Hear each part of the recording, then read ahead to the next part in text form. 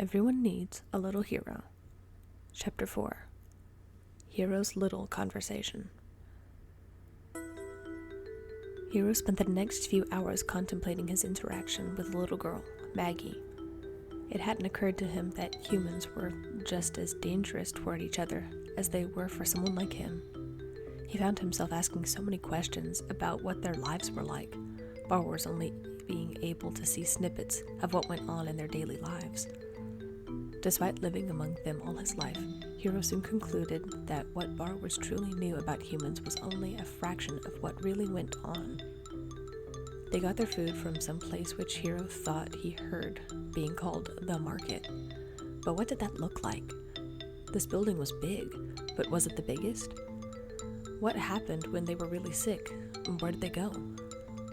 Hero stopped in his tracks on his way when he remembered his promise. Sam. The train of thought going from sick people ended with thinking about Sam. Was he okay? Did the coughing stop? At the moment, Hero was at the floor joists between where he could turn and go back home, or make his way to the human boy's room in the other apartments. His parents weren't expecting him home anytime soon, and he did promise. But was he ready? Sure, Sam promised he wouldn't say anything as long as Hero came back. But there was that instinctual fear that Sam might have simply needed time to get things together to keep him. Hero shuddered at that possibility. He nervously glanced about to make sure no one was watching before looking back through his bags and supplies. No food rations, and just a little water. But there were things he could use to escape if he needed it. Hero paused at that thought. Would he even have what it takes to escape if one of the humans he was trying to help captured him? No, he couldn't think about it like that. And the humans he was helping would never try to capture him. At least, that's what he thought optimistically as he turned down the hallways to Sam's room. Hero slid down the line he secured from the ceiling to his original perch on top of the bookshelf once he made it to Sam's room. The human boy was currently sitting on his bed with something covering his ears and a device in his hands.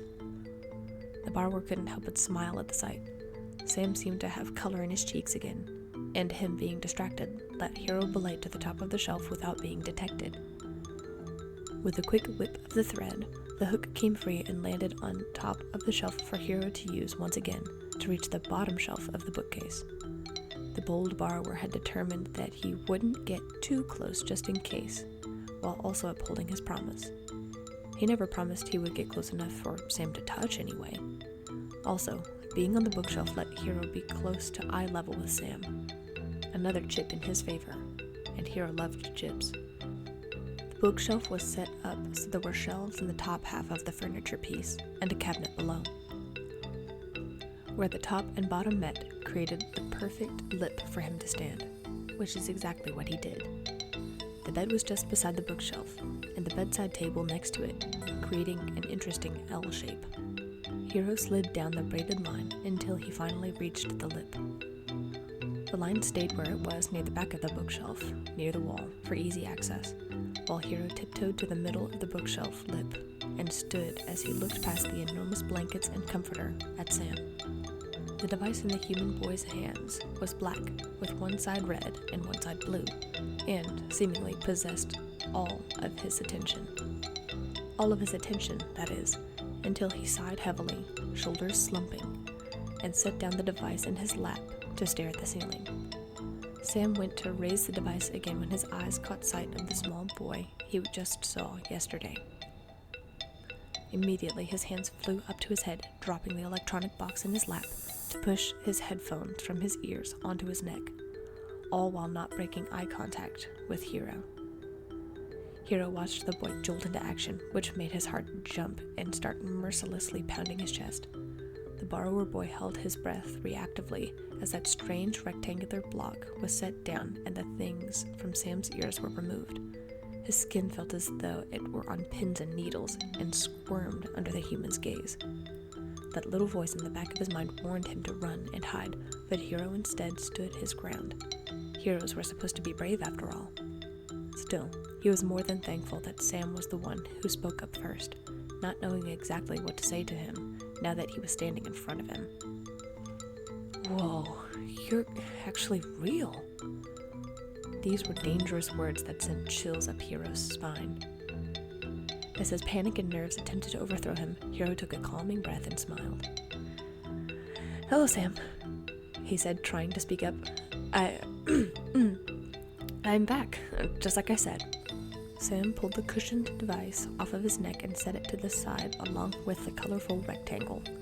Then, quite suddenly, began scooting down the length of the bed toward Hiro. The rapid lunging motion made Hiro's heart skip a beat, and instinctually he attempted to take a step backwards. However, his back was already pressed against the back of the bookshelf. The smile on his face must have changed to a look of sheer and instinctual panic because Sam suddenly stopped advancing when he was a couple of feet away. Sam's eyebrows scrunched on his face as he squinted to better read the facial features of the sandy brown-haired, green-eyed borrower. The human boy now looked confused as the slightly panicking Hiro tried to get a hold of himself. "Are you okay?" asked Sam, now holding still. Hiro swallowed dryly, a lump trying to restrain his breathing, and forcefully nodded. Yes, stammered Hiro. "Just startled, that's all. I didn't know you'd get so close so fast, but it's okay. Sorry, I didn't mean to worry you." Sam looked mildly taken aback, a partial grin tugging at the side of his mouth. "You're apologizing to me after admitting I'm the one who spooked you? Wow, you're weird," said Sam. Hiro felt his ears warm, and he averted his eyes. No one said being a hero would be easy, he thought to himself. Sam looked away and, after a nervous chuckle and seeing Hiro's reaction, continued. "No, I'm the one who should say sorry. I just didn't know if you were real or not and wanted a closer look. Sorry, and, thanks for the other day. Finding my inhaler?" Hiro felt the hair stand up on the back of his neck. His tensed shoulders suddenly seemed lighter, like a weight had been pulled off of them. "Thanks? I gotta thank you? My first one?" The fluttering nervousness and panic almost instantly evolved into excitement as Hiro looked back up in time to see Sam looking at him. This time, his eye contact felt reassuring, and a small swell of pride grew in Hiro's chest. Hiro couldn't stop the ear-to-ear smile he now had on his face. "You're welcome. I'm just glad I was able to help in time," replied Hiro, hands clasped around the straps of his backpack. "Yeah, me too," chuckled Sam. The boy cocked his head to one side and eyed Hiro again. "So, what exactly are you? I mean, where did you come from? Why are you so small?" The human boy's rapid firing of questions put Hiro on the spot, making him feel a little nervous again. Hiro had already come up with a few things he shouldn't say for the protection of his family and his kind, but he wanted to be honest at the same time. I'm from here. I've always been this size, but I'll get taller soon. Maybe not as tall as you, but taller for me," replied Hiro, glossing over the first question, which seemingly went unnoticed by Sam. "Wow, so you've always been..." Sam used his thumb and index finger to mimic Hiro's height. Hiro nodded. "Yep, but I'll get taller soon," reiterated Hiro. Sam bit his lip and nodded. "So, what are you called? Like, what are you?" Hiro hoped he wouldn't have to answer this question, but Sam seemed intent on knowing. He didn't need to know about borrowers. He just needs something to call me. At least, that's what I hope anyway.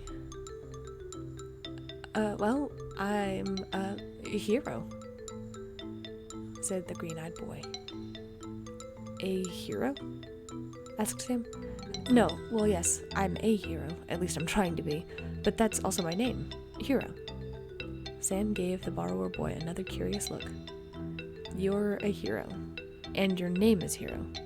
Don't heroes have to be, big, with capes and stuff? I mean, you don't have a costume or powers or anything?" asked Sam. Hiro bit his lip before puffing out his chest and standing just a little bit taller. "It doesn't matter what size a hero is. A hero is anyone who can make a difference to someone else. And that's exactly what I'm doing. You don't have to have a cape or be big. There are people who don't have those things and help every day, said Hero firmly and proudly. Isn't that hard for someone like you, though? How do you even get around? Is it with that hook thing I saw you with last time? Asked Sam, drinking in Hero's answers and giving him every ounce of his attention. Hero nodded. Yeah, I use it to get to the ground. I have to climb from place to place, and it isn't that hard once you get the hang of it, replied the borrower. Sam looked at him in complete fascination and awe. Wow, that sounds dangerous and really cool, muttered Sam, now glancing away from Hero for the second time since its arrival. I wish I could do stuff like that. Well, you can. I mean, it's like I said, you can be a hero too, encouraged Hero with a thoughtful smile. At this, Sam shook his head. No, not really. I can't do all of the climbing and stuff, plus my asthma gets in the way of pretty much everything, muttered Sam, a hint of frustration in his voice. Asthma? What's asthma? Hero's bubbling curiosity from so many unanswered questions couldn't be contained. He asked me a lot of questions. Maybe he could answer some of mine? Hey, Sam, sorry for asking, but what's asthma? Asked Hero. Sam glanced back up at his newfound green-eyed friend. You've never heard of asthma? Asked the boy, to which the borrower shook his head. Wow, you're pretty lucky then. Asthma is just a thing I have. It means I have trouble breathing if I get too excited or if I breathe in dust or things like that. There's a lot that happens, but mostly it's just a breathing thing. Wow, I couldn't imagine not being able to breathe. So you can't climb or run or anything? Asked Hero. Sam shook his head. No, not really. The doctor said I could grow out of it, but that might not be for a few years. Doctors? Hero hadn't realized he asked the question until Sam started to answer. Yeah, they work in hospitals and take your blood and listen to your heart and breathing and give you medicine to take so you can get better. Hero felt the color drain from his own face. Do they take your blood? Do they give it back? Or do they just keep it? At this, Sam started laughing. Yeah, that's one way how they tell what's wrong with you. They look at your blood. They don't give it back. And don't look so worried. It's just a little bit. Hero had to admit he was completely fascinated. The thought of just looking at blood from a scratch and knowing what was wrong with someone was astounding. Humans were really incredible. So, a hospital is where you go if you're sick and need to see a doctor? Asked Hero, to which Sam nodded. Yeah, it's not fun, but sometimes you get a sucker at the end, so I guess it's not all bad, replied Sam. Do you not have doctors?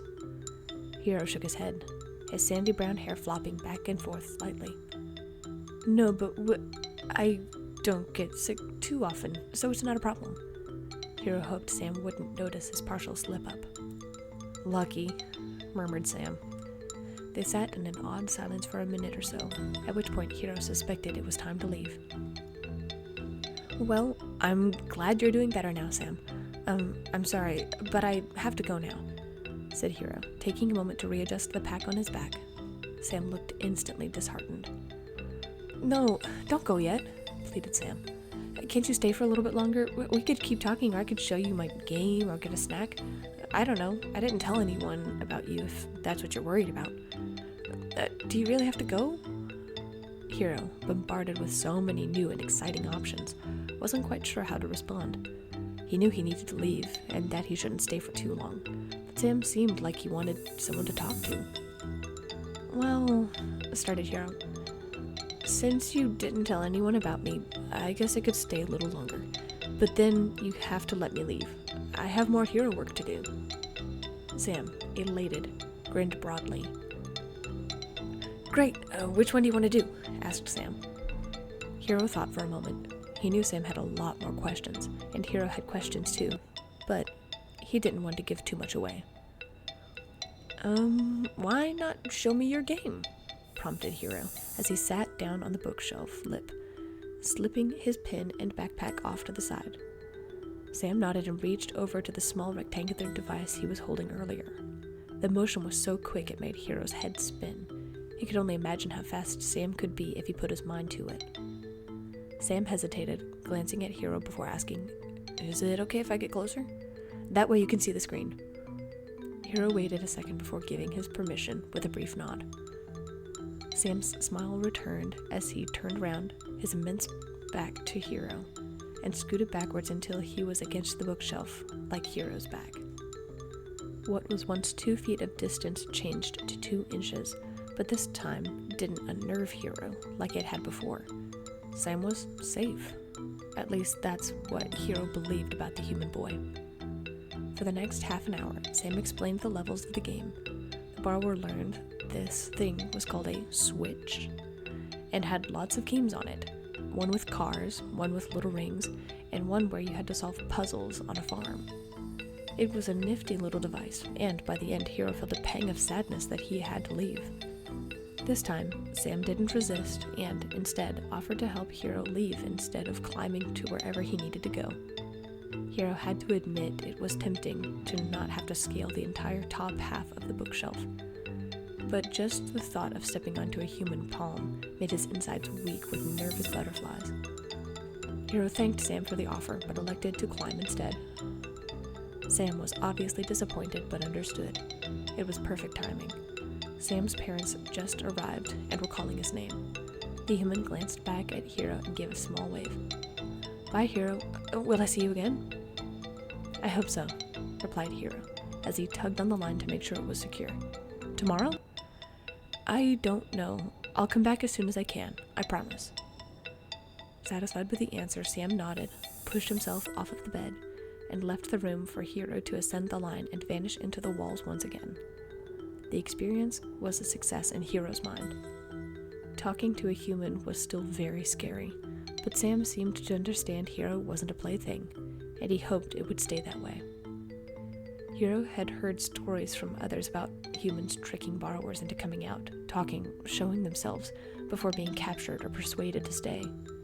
Hero knew he was young, but he hoped he could make the right decision and stay vigilant.